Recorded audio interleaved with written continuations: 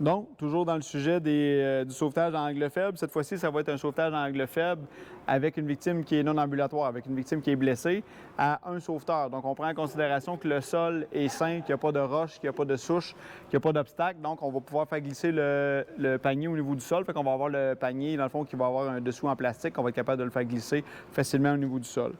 Pour cette approche-là de sauvetage à angle faible, on va être capable d'appliquer la technique de Twin Tension parce que nos points, dans le fond, vont focaliser sur une patte d'ours, sur une plaque d'ancrage. Fait qu'on va être capable d'appliquer la technique en Twin Tension avec nos deux clutches. Tout dépendant de l'angle du terrain, il pourrait arriver que plus qu'on va jouer dans des angles qui sont faibles, dans le fond, dans du 15 à 20 degrés, on a besoin seulement d'un cordage. Présentement, on va simuler qu'on a un angle assez prononcé, dans le fond, qu'on va jouer dans du 45 à 60 degrés. À ce moment-là, on va y aller avec deux cordes en Twin Tension.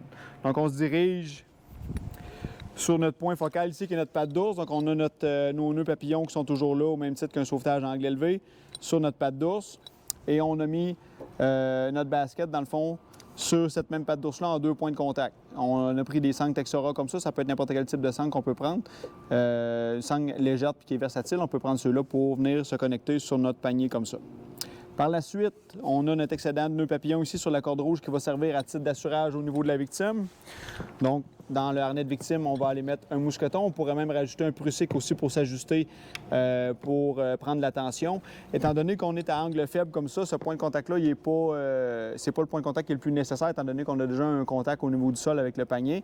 Mais pour garder une certaine logique avec tous nos autres scénarios, on va quand même le faire. Et de l'autre côté, on a notre excédent de corde bleue qui va servir au niveau de l'assurage pour le sauveteur avec un prussique. Et on a installé un wingman sur notre plaque d'ancrage là-bas qui va servir de manœuvre pour notre sauveteur. Donc, comment que le sauveteur va s'installer par rapport à notre victime? On va venir mettre le wingman au niveau de la taille. Et on va venir mettre l'assurage au niveau de la poitrine. Et on est capable par la suite de s'ajuster avec notre prussique. La corde bleue est terminée aussi avec un nœud en 8 double, comme la corde rouge. Donc notre sauveteur, si on est à angle faible et qu'il n'y a pas d'obstacle, va pouvoir venir se placer au-dessus de la victime comme ça, venir s'ajuster par rapport à notre panier pour avoir un contact visuel avec la victime tout au long de la manœuvre.